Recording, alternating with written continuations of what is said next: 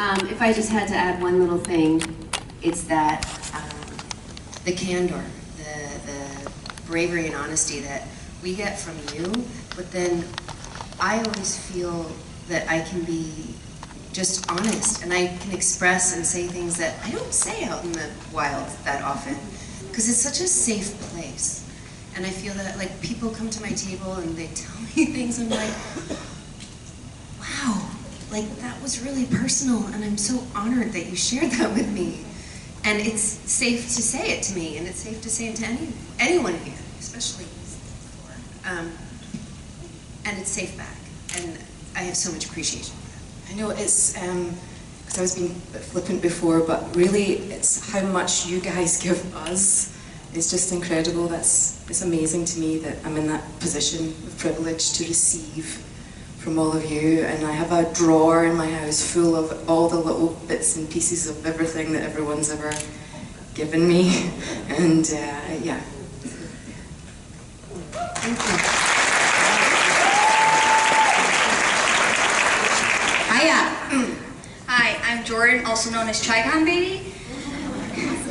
And I just wanted to say first that I love the women of Supernatural. You guys are awesome. And my question for you is, what would be your perfect lazy day? Well, stay in the pajamas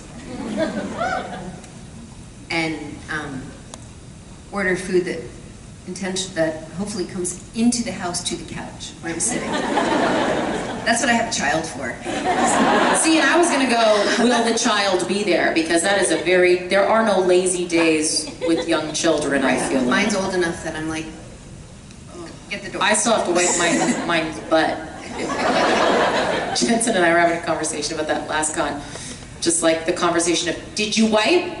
Did you wipe? Do I have to check? That's literally the conversations at our house. Front to back. Yeah, always front to back. Front to back. She always goes, she calls me, Mom, I did a really big stinky poop, come check. I still do that. Yeah. Poor Angel.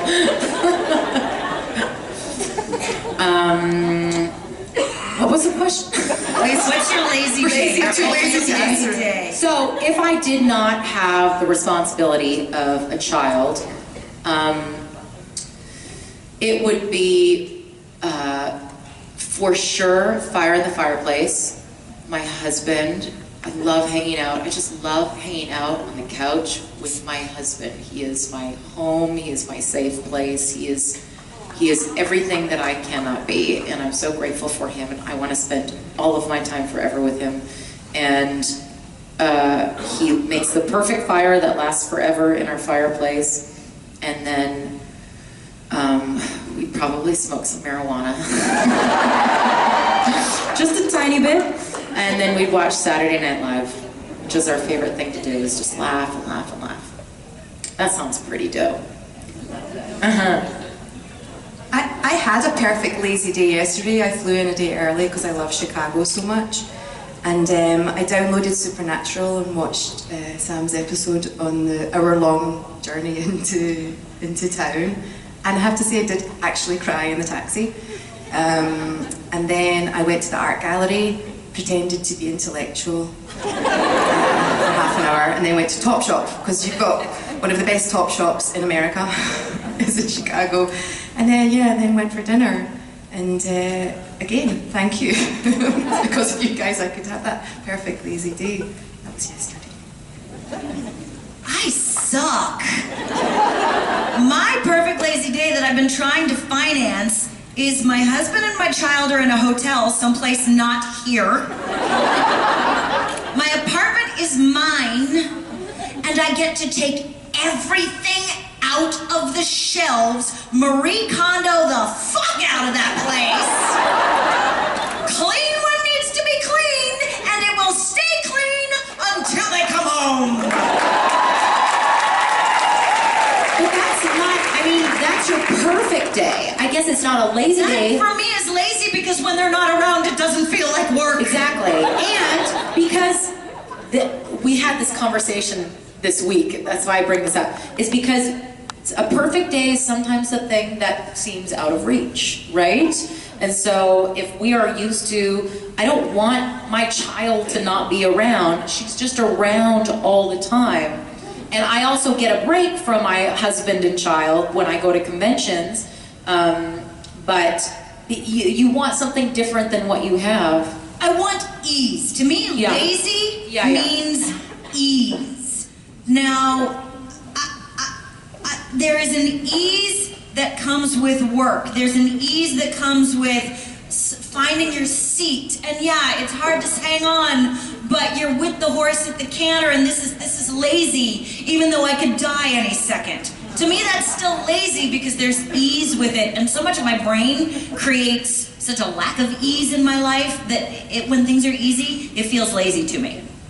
But on that note, so my perfect lazy day would be sitting either in the woods or by a body of water. I thought you were going to say by a body. Well murdered. Yeah. Good for you. Good for you. Be peaceful, anyway. For some reason I pictured it naked as well, I don't know why. That's where my brain went. Both of you and your naked body friend. Oh, is she pooping or is she laughing? I'm sorry, I interrupted your journey. Please go on.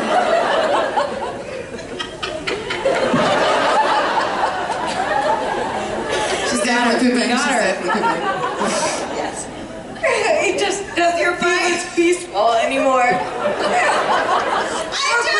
I've stolen your dream. The thing is, a dead body is really peaceful, though, right? It's really Literally as peaceful as you can get. Let's revisit. Hold on a second, because I was listening and it does matter to me. So I just killed someone. No, that's amazing. my peaceful world, not yours. That's my lazy day. Your lazy day is by yourself, either in the woods, or next to a body of water. Yeah, but you say by yourself, like when you were saying something that is a little different or unattainable, I actually do that. It's one of my favorite things to do, is just like go to a peaceful, nature spot and sit there on my own. But I actually have never shared that with someone. Like, I always feel like if I'm with a person, I'm going to be engaged and on, but it never feels lazy. Like, it always feels active.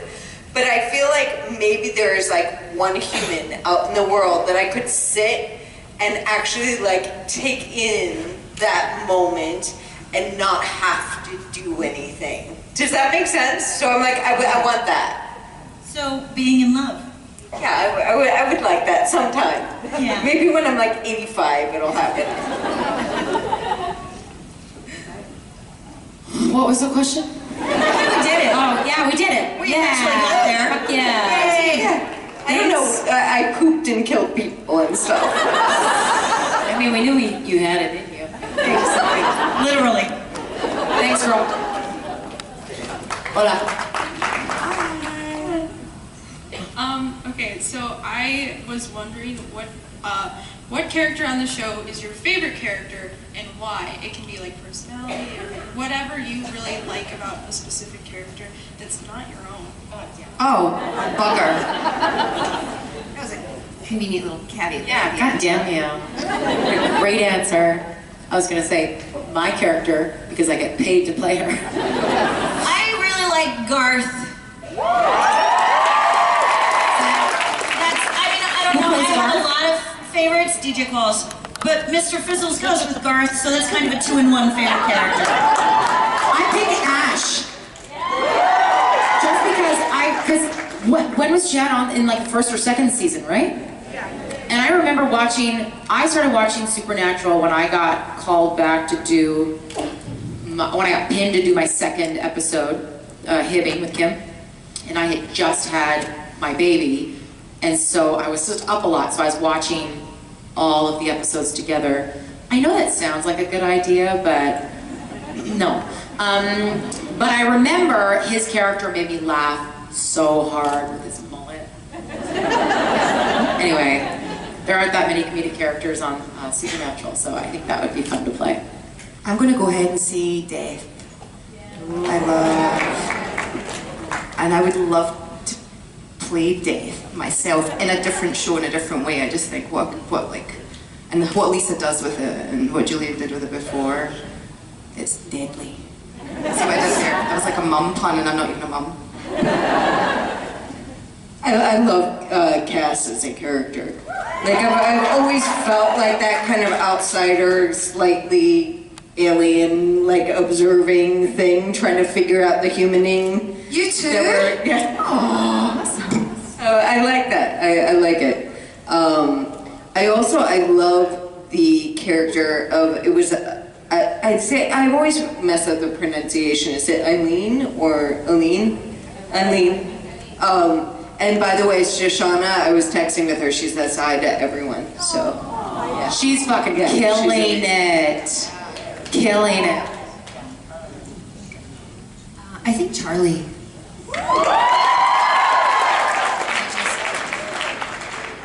I mean, and it's gonna sound silly, but I love Meg, I love these guys, I want to be Magic, so, I mean, it's really hard to choose. I loved, like, little characters along the way that are even just in one episode here and there.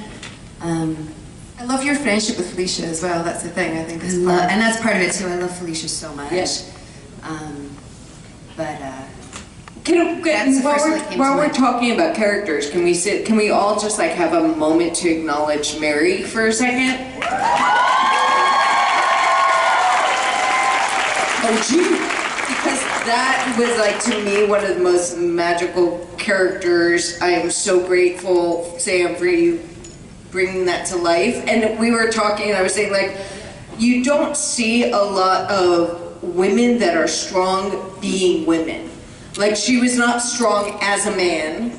She was strong as a woman for female strengths, her maternal instincts and all that. Like, that was just very rich and very real and really so beautiful. And thank you, Sam. And can I just to say that behind the scenes as well, never a more beloved person on set. You got a cake, didn't you? She got a cake, and she...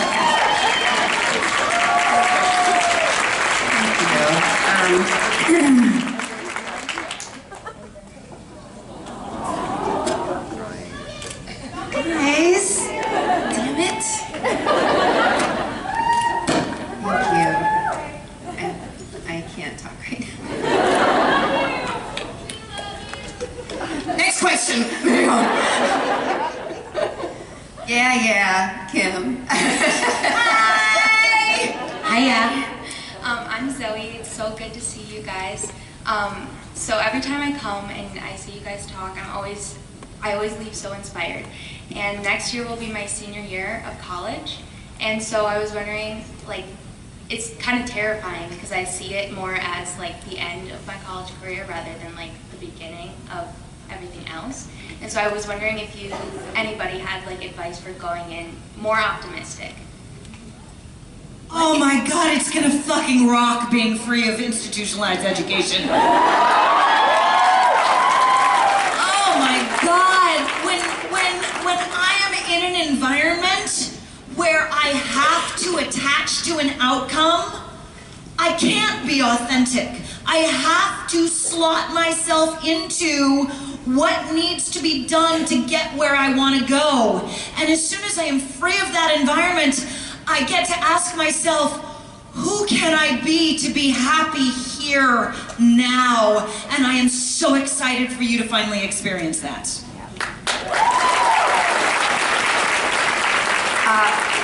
What Kim said. No, and also, it's super exciting, but it is a little scary because we're used to institutionalized environments. We're used to people telling us what we should be doing.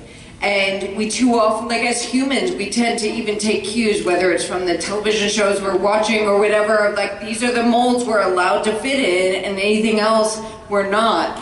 And so it is a scary time, but it's such an exciting time. I'm so excited for you and well done for making it through. But one thing I will say is one of the good things about institutionalized education is they keep forcing you to ask questions.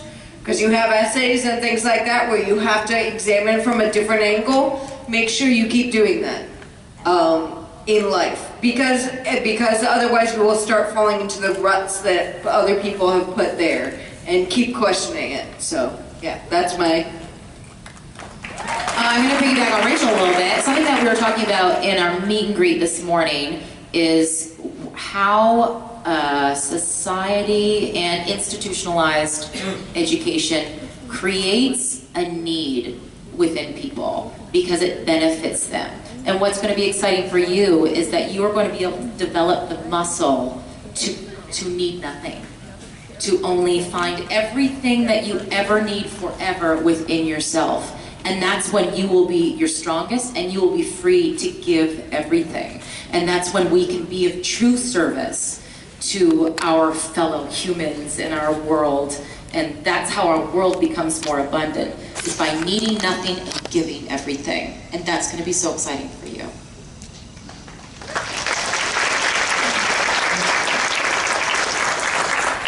All I would say is that these changes are thrust upon us, and oftentimes they're not our choice.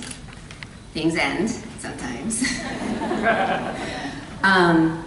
But the more you embrace the fear, the more you pull back from it, the less you will embrace the opportunity. I mean, things end, everything will end, and college by definition ends. Ideally. I mean, I think there's some people that are permanent students. I went back an extra time. I'm on the 7-year plan. But if you charge forward instead, and break the tape at the end of the race, you will derive so much more joy and excitement for it, going through it with energy rather than pushing against it. It's if you're being afraid is normal, but you just have to do it anyway, and that's courage. Just seeing you standing there, you have everything it takes. Yeah, she doesn't You're have already scares okay. me. I don't know. You're going to be fabulous. Thank you. Hi. So I just have to start by saying your guys' panels are always my favorite. I love coming to your panels because you're just so inspiring and such amazing people, and I always get really emotional. So yeah, there's that. Who gets emotional? Not us, just you. Not us. We're fine up here. It's all okay. But in relation to the idea of being inspiring, I'm a very musical person, so I was kind of wondering if you guys had any songs or any music that really inspires you. To do what? I have lots of drive fast inspirational music. Get down, get down. I guess just kind of things that you think have really, songs that might have really good messages that inspire you to keep going, inspire you to be the people you are. Billy and I always have a thread going, a music thread of what about this song? What about this song? He's introduced me to so much music. Some of which I knew, and some of which I was I can't sing that. And he's like, yes, you can. And he encourages me that way. He sent me recently a Pink song. And I can't, fuck my face. I don't know that one. I'm not familiar with it. But yeah, that sounds like Saturday Night Special Ideal. Can they play that on the radio? Who's a big Pink fan? Who's a really big Pink fan? Okay, what is the song? What? No, it's a slow song where it's just her in black and white in a white tank top. Glitter in the air. What? Glitter in the air. Glitter in the air. No. Something perfect. No. No, I can't think of it. Okay, now you're saying all these other songs. I'm gonna save you. No, I don't know, because I don't know the answer to this. I'll figure it out. That Pink song. I'm gonna do a similar one. I rotate, so absolutely music motivates me all the time, and I'm always using different songs, but I find they kind of run out. I'm one of those people, I keep going to the same song until I'm like, oh, this doesn't work anymore, and then I find a new one. And I just stumbled on, and I've been listening to recently, it's a Sia song, and I think it's Never Give Up. It's from the Lion soundtrack. Okay, and that's been doing it recently. But there's so many good ones, but as I say, it's I feel like I wear them out. I have 3. Oh, fuck you, I'm not even gonna try not to. How far I'll go for my daughter, because she has no idea how Moana she is. And she loves that song, and it breaks my heart to hear her sing it, because she's gonna go. And I hope she comes back. Where have you been? For my husband. Do you know that song? Look it up, it'll mess you up. It's a beautiful love story that when they see each other, where have you been? I've looked for you forever and a day. And then they get married, and where have you been? I lost you. And then in their old age, they're being kept on separate floors of the old age home. And they finally put them in the same room. And where have you been? That's my husband and I. And then a song by Tori Amos called Winter. That is the most touching expression of love. And love between two broken people, unable to see you the way I see you. And when you're gonna love you as much as I do. So those are my three.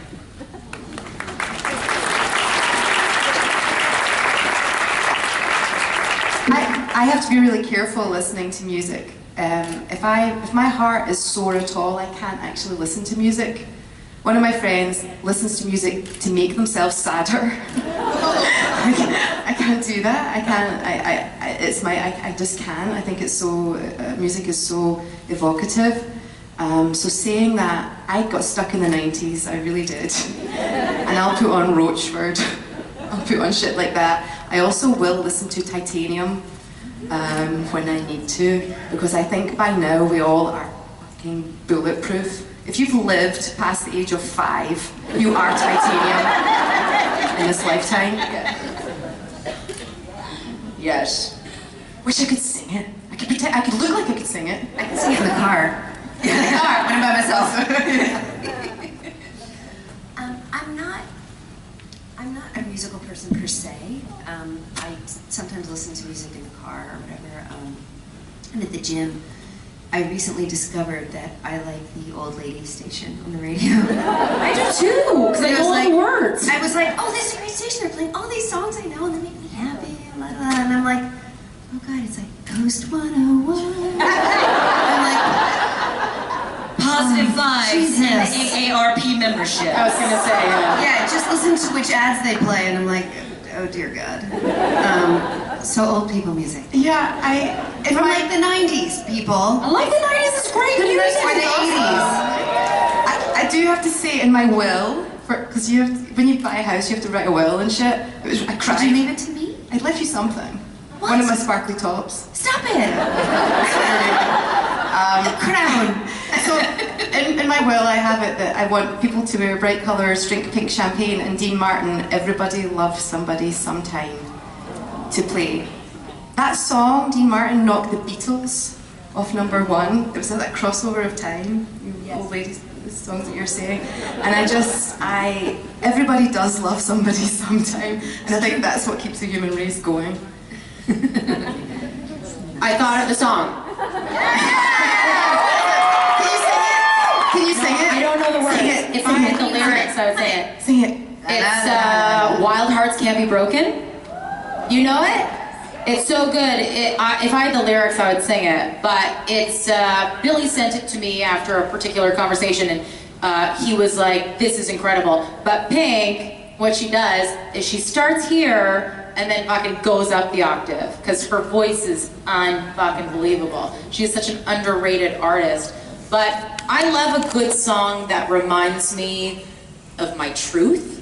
It reminds me of my voice, reminds me of my real reason to be here, reminds me of what I have to offer the world. And when music can do that, I think it's really incredible. And I think when artists think that they aren't offering anything, you know, you hear artists sometimes say, well, it's not rocket science, you know what I mean? It's not. It's something else, but it's still intensely important for the planet to continue. Yes. I think that people say it's not rocket science. It's one of those things that we as humans do, though, that, slightly off topic, is if something comes more easily to you, if you're good at something naturally, and maybe you work at it to get even better, but it's not something you strive struggled to figure out, you don't value it. You know, like if you're super smart, you're like, I just am, and you're not, and you don't realize how valued and lucky and needed your gift is. I can't imagine a life without music, right? Without songs, like that's the thing. We're going deep. We're going there. We're going down. We're going down the rabbit hole. I'm sorry. You started it, Rhodes. Let's rabbit hole, it's fine. Thank you for your questions. Thank you.